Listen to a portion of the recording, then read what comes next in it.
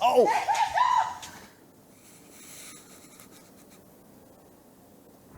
Hi, I'm Leslie. I'm a cellist with the Red Dot Baroque, and I've been trying to play the cello for the last 50 years, still trying. Today, I'll be reacting to cello clips from the internet and from the movies. Let's go!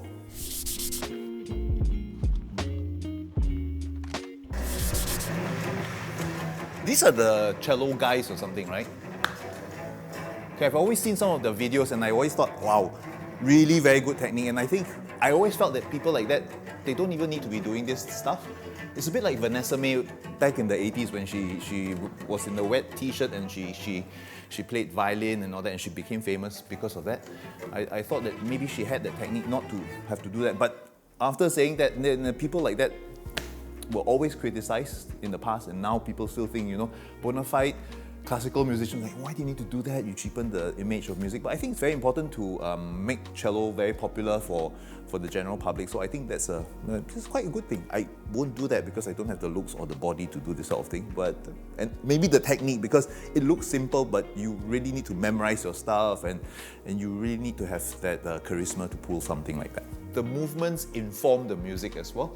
And essentially, I think they are a good lesson in what I always say, you need to use your body to play. Play with your body, not your instrument. The body is the one that presents the music, not the cello. A lot of movement can be quite nice. I think sometimes if you exaggerate your movement, okay, Lang Lang is one example, right? He does this really exaggerated Liberace style of waving around and people love it. The general public love it, but a lot of classical musicians kind of think that's too much. It's a bit exaggerated.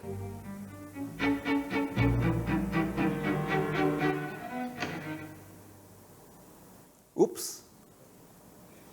It's happened to me before. You break a string in performance and actually when you do that, you get a lot of sympathy from the audience. But it does make you distracted, and then you have to go and string up your cello again and play. In fact, it happened to me once when we did, a long time ago, we did a quartet concert. At this particular point, I broke a string. I went back, I changed the string, I came out, and then later on, the violinist broke a string. We started the thing again, and we came back to around the same area, the violinist broke a string. So then we had double sympathy from the audience. And luckily, it was towards the end of the concert, so it was quite fun that way. But when that happens, you will hear that collective from the audience, you know, like, oh my God, what's going to happen next? And then so sometimes it's a good thing, because if you sort of mess up anyway from before, you get a second chance. But hopefully you don't need that sort of second chances.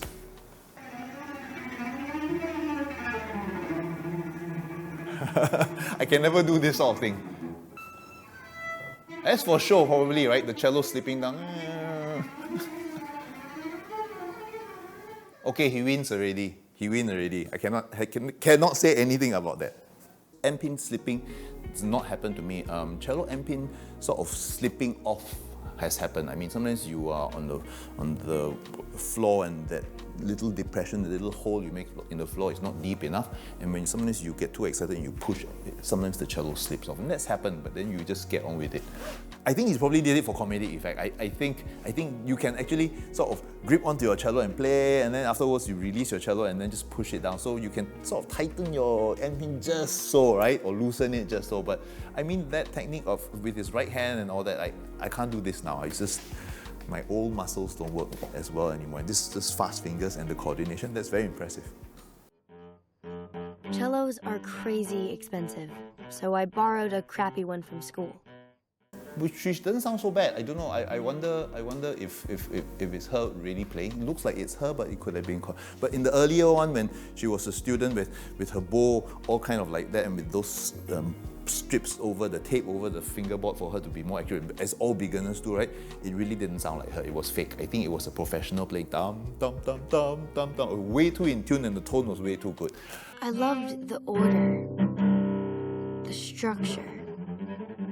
But what really hooked me was that feeling I got in my chest. When I was young, I was kind of like very in love with the instrument, like this girl was too. God knows I didn't sound like that. I mean, she sounds quite good, but you try. And sometimes when I get very angry with my students, I'm like, okay, wait, chill. Were you playing like that when you were 8 or 10? So stop getting so angry, right? So I think a lot of us sometimes we forget from where we came, you know. Some of us were, I'm very sure some of us were super talented and genius when we were kids, but I think for the most part, the rest of us were just struggling, and then you hit a certain age and then everything clicks. It's like puberty, and then you develop, and then you either love it very much after that, or you hate it, or you develop very quickly, or, you know, it's a process. It takes a long time, so everyone develops very differently. Yeah. I love her, but I'm about ready to stab my eyeballs out. This is exactly why I could never procreate. Amen, sister. The family was annoyed with her, but I'm thinking, she sounds quite in tune, so don't be annoyed. It can be a lot worse. It can be worse, especially if your child is playing the violin. The cello is okay, you know. Cello, viola, violin, it's screechy. In the family home, my brother he started on the violin. I was on the cello, and so every time we practiced, you had 2 sets of instruments going on at the same time.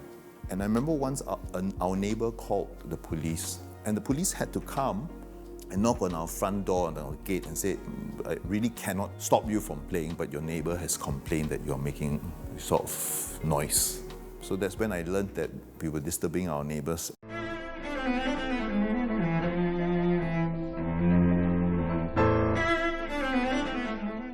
I don't think it's her playing it. It sounds quite nicely done. When you have the long shot of her doing it, it's not her. I'm fairly sure. Close up, it's a cellist playing. This one's very, very clear. It feels like the piano is a bit too far away from the cello. I mean, there's a huge distance, but this is supposed to be an orchestral piece anyway with the cello. It's a cello concerto, so I guess it doesn't really matter where the piano is. And if they actually are auditioning someone, it should have been set up a little bit better. And I'm thinking this is something that maybe locally we would do, right? Without proper consultation, but if it's an American production, then I think production value not very good, because they didn't do full research, I think. I mean, this might not seem like, this distance is what, maybe like 5 meters or something like that. It might not seem a lot, but it does make a difference when you need accuracy. You need to be able to see each other, not just the faces, but maybe just a bit of the elbow or a head nod, or to hear the breath and the sort of thing. And we depend on all breathing. So I think this is a bit too far away.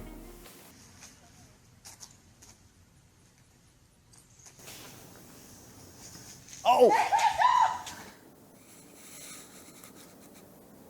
We used to have hard cases, and when we traveled, I never used to buy a ticket. And then, you know, sometimes you wait in the plane, and then you watch them load the thing, and if you happen to be seated near the cargo hold, right? And in the old days, that's what they would do. The things would come, and then they just throw it up the plane. Now you have the conveyor belt that goes up the plane, and everything goes into the hole. But in the old days, they would just throw it up, and it was very scary. But to have it in the hard case was better. That was a soft case. That was a soft case. Oh my God. Yo-Yo Ma, when he travels first class, his cello gets a first class ticket.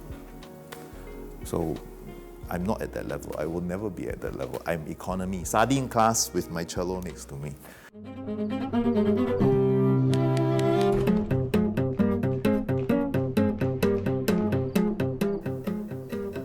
Oh, the bow is held wrongly. Oh, no, that's not possible. This is way too big.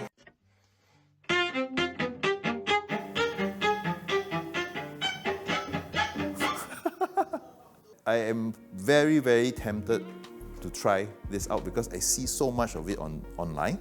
I'm sure it's possible. The people who say it's not possible are people who are generally just not professional cellists. I'm very tempted to try, but 2 things stopping me from trying. 1, I'm not bothered. 2, well, if I try and then I'm a professional cellist, I cannot do it. Wow, very embarrassing. So don't even go there. I don't want to try. Anyway, it's a movie. So you have to just suspend belief and just let creativity and your imagination take over. Anything is possible. Never say it's not possible.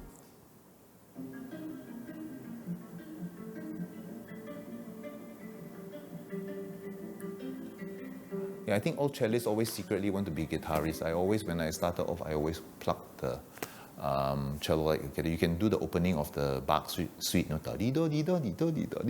it feels very cool until you start to have to do funny contortions and it looks ugly. Then you're like, okay, I stop. Just opening bars, it looks very good. Any more than that, it becomes a bit. But that's quite nice. That's quite nice playing.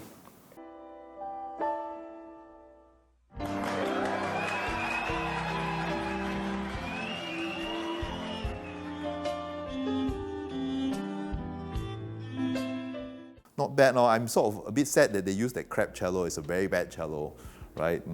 It looks terrible. I mean, the playing was not so bad, but that pulling the cello and flicking the thing, you go and become a band majorette or something. Don't need to go and flick. And that one is totally, we talk about Lang Lang, there's like, no, not necessary, don't do that. No matter how good you are, how famous you are, don't do that. Like I said, the cello is very versatile. Even the two cellos, when they do that stuff, you know, with rock music, and there used to be a band, 4 cellos doing Metallica, and that's very nice too. I think that's a wonderful thing. I think the cello is super versatile. And when I was in Russia, I used to hang out in this bar where there's a cellist who played blues in the bar, an American guy, and it was quite fun. Like I said, the range allows us to be that. You can plug, and you have the body of the sound. It's quite nice, yeah. I hope you learned a thing or two about the cello today. You have to forgive me. I don't have any filters, so I call it like it is, all right? Again, I'm Leslie. See you.